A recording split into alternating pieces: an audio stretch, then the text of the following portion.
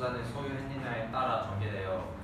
그 고대에는 왕이 토지를 소유했고 중세에는 왕하고 영주가 장원을 소유했고 그리고 현대가 되어서는 부르주아가 공장과 자본을 수유했어요. 즉 그때부터 현재까지 역사는 자본주의가 유지되면서 발전한 역사예요.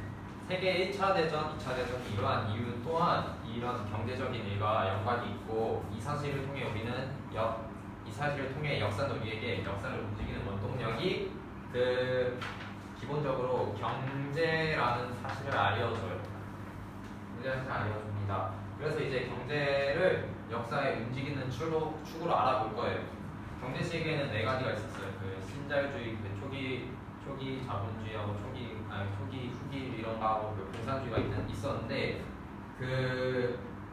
초기 자본주의는 그때 태동과 함께 시작되었고 초기 자본주의의 문제점을 해결하기 위해 초기 후기주의하고 공산주의가 나왔는데 이 두 체제는 또 그것 때문에 대립을 했어요.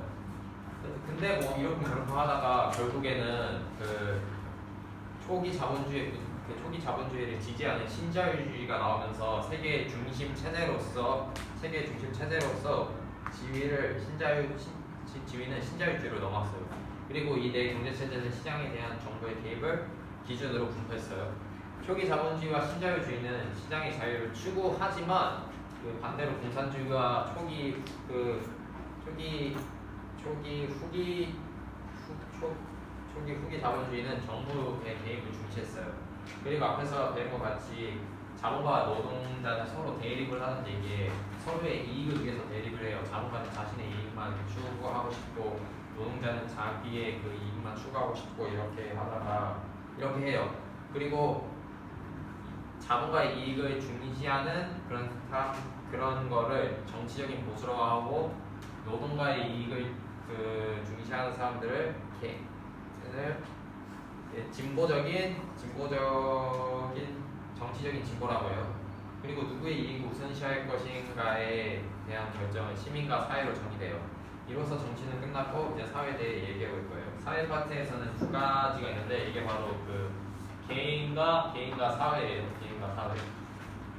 개인은 사회 속에 속하고 이 두 주체는 긴밀하게 연계가 돼 있어가지고 개인이 없으면 사회가 존재할 수 없고 또 사회가 존재하지 않는 개인 또한 존재할 수가 없어요.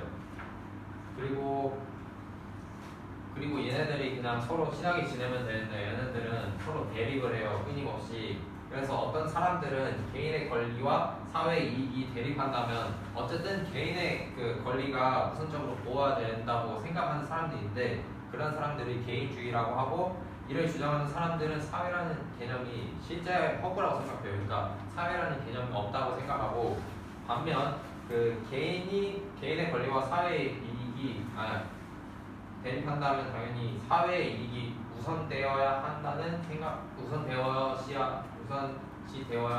사람들인데 이런 사람들을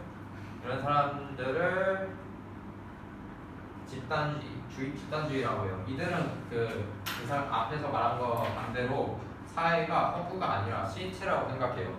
그래서 이 둘을 봤을 때 만약에 당신이라면 누구의 편을 들 건가 이제 이런 거에 대해서 얘기할 건데 사례 1을 보면은 A 도시는 국가의 수도로 산업, 군사, 정치 이런 문화 이런 걸 중추적 역할을 담당을 하는데 갑자기 홍수가 나버려가지고 이 홍수가 이제 거기로 이렇게 해가지고 재산 이런 거에 피해를 봐요.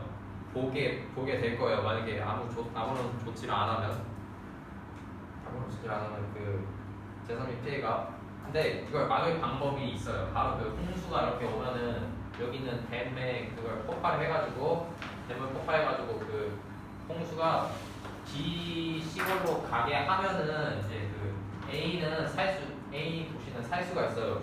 근데 B 시골에는 100여 명이 사람이 있고 50여의 기구가 있어요. 그리고 여기서 우리한테 물어보는데 만약 내가 최고 권력자라면 무엇을 할 텐가 이런 질문을 던지는데 당신은 이 문제를 해결하기에 비상보회를 열었고 거기에서 총리는 총리는 이렇게 말해요.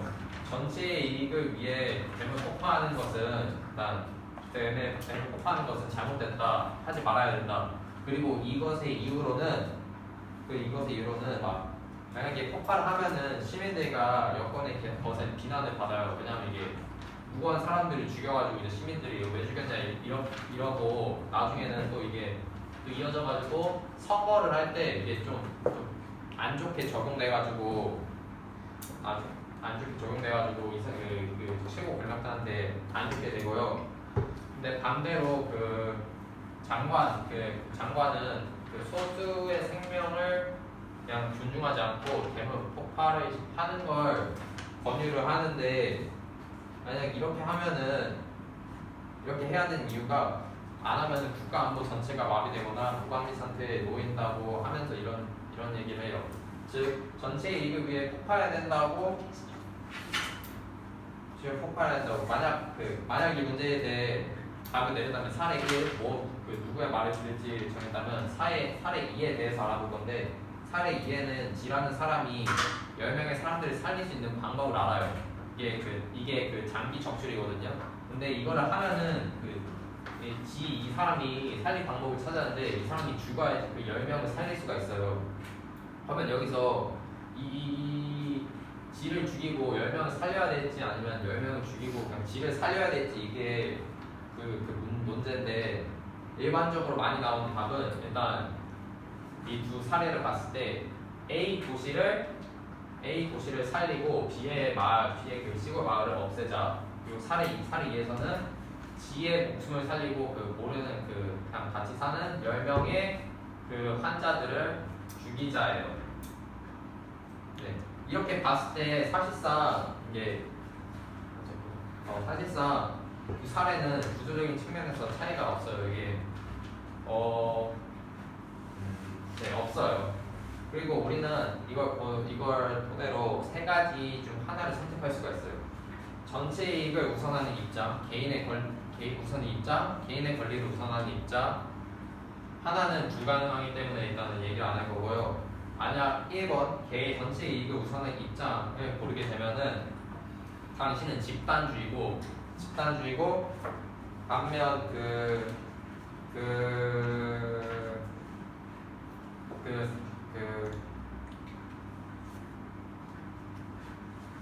개인의 권리를 우선하는 입장을 고르면 당신은 개인주의예요. 이제 개인주의와 집단주의에 대해서 알아볼 거예요.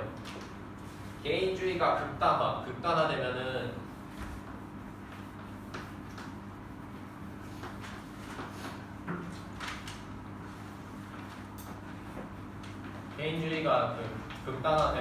이기주의가 되고 집단주의가 극단화하면 전체주의가 되는데 이기주의는 개인의 이익을 위해 전체의 손해를 감수하려는 사고방식이고요. 반대로 국가 전체를 위해서는 개인의 손해를 감수할 수 있다는 사고방식이기도 해요. 반대로 전체주의는 전체를 위해서는 개인의 손해를 감수할 수 있다는 사고방식이 전체주의예요. 이기주의는 사실상 이게 문제가 없는 게 개인이 이기적으로 행동할 경우 막 범죄를 저지르거나 그럴 경우 정부 이런 사람들이 대처를 할 수가 있어요. 한 사람이어가지고 약하기 때문에. 근데 반면 그 전체주의 막 집단이 뭘 하자고 다독이고 뭘 다이다이를 까면은 이게 막을 수가 없는 게 이게 크잖아요. 막 제가 어떻게 막 정부를 이길 수가 있겠어요.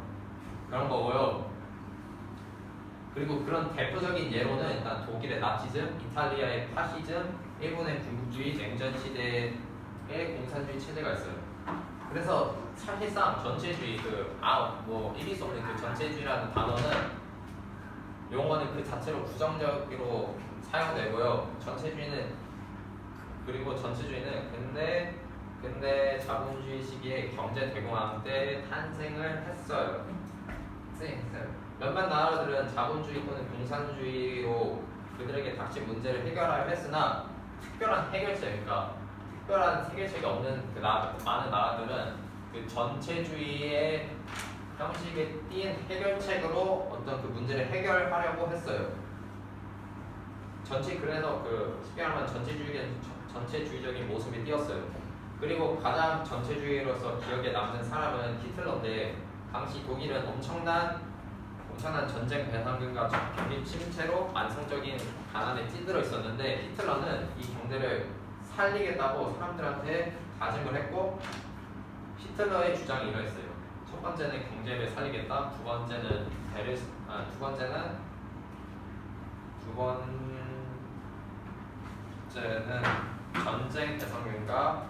전쟁 배상금과 경쟁 배상금을 유지하겠다. 세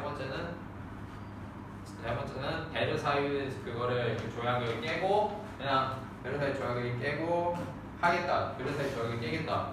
그 결과 사람들이 히틀러에 관심을 보였고 히틀러는 많은 인기를 얻었어요. 그리고 이게 그것 때문에 국군화가 되면서 독일 민족의 순수성을 히틀러가 알리기 위해서 600만 명의 유대인들을 살해를 했어요. 여기서 우리는 알고 가야 하는 게 하나 있어요. 대중은 이 문제를 크게 개의치 않았다는 거예요. 신경도 안 쓰고 그냥 히틀러 하라는 대로 이렇게 했다는 거예요. 왜냐하면 일단은 그 사람들의 생각은 내가 한 게 아니라 국제자가 한 것이고 경제 회복을 위해서는 대중은 한 것이고 동조한 것이기 때문이고 전체주의는 개인의 존재 가치를 절하하고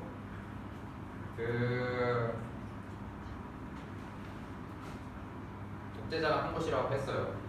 그 경제 회복을 위해. 그러니까 자기들이 안 했으니까 이건 나하고 무관하다 이러면서 그냥 대충 넘어갔죠. 그리고 이제 전체주의는 개인의 존재 가치를 절하하고 집단과 전체의 가치를 앞세워요. 전체가 위기에 처해 있고 비윤리적인 방식으로 위기를 극복하자 한다면 개인은 언제라도 자신에게 책임이 따르지 않는다는 것을 반겨요. 이처럼 전체주의는 개인이 전체의 비윤리적 행위에 운을 감게 해요. 이런 걸 이 전체주의를 막을 수 있는 방법이 하나가 있는데 그게 바로 자연권이에요. 자연권은 천부적 권리로 즉 하늘이 부여진 권리로서 국가라 하더라도 침해할 수 없는 절대적이며 배타적인 권리인데 자연권은 그나마 전체 폭력에 대해 우리가 내세울 수 있는 유일하고 근본적인 보호막이에요. 자연권은 기본적으로 어떠한 경우에도 침해받을 수 없고 천봉받을 수 없고 절대적 권리로 서너 가지의 그 권리를 제시해요. 그리고 첫 번째로는 그리고 그런 권리로서는 생명, 자유, 재산 이런 게 대표적이에요. 즉 국가는 어떠한 특수한 상황에서라도 절대로 남의 생명을 침해할 수 없고 그들의 자유를 억압해서도 안 되고 나의 재산을 침해할 수도 없고 그들의 자유를 억압해서도 안 돼요. 하지만 그 국제 기구의 외압이 정당하지 않으면 이 자연권은 성립을 할 수가 없어요. 예를 들어서 유엔에 170몇 명의 그런 게 있는데 만약에 거기서 몇 명이라도 그 어떤 주제에 대해서 반대를 하면은 그게 성립을 하지가 않아가지고 그래가지고 이 자연권이 행사가 될 수가 없어요. 그런 게 많이 있으면 예를 들어서 몇 명의 선진국들이 자기들이 이익이 될 때만 어떤 그런 문제에 대해서 찬성을 하게 되면은 이게 이루어질 수 없다는 거예요. 그래서 전체의 이름으로 구체적인 행동이 일어나므로 국제기구는 정의와 윤리가 아닌 힘의 논리를 기준으로 움직여요. 그러므로 정의와 도덕성의 이름으로 개인의 자연권을 보여줄 권력 집단은 존재하지 않는다고 볼 수 있어요. 네.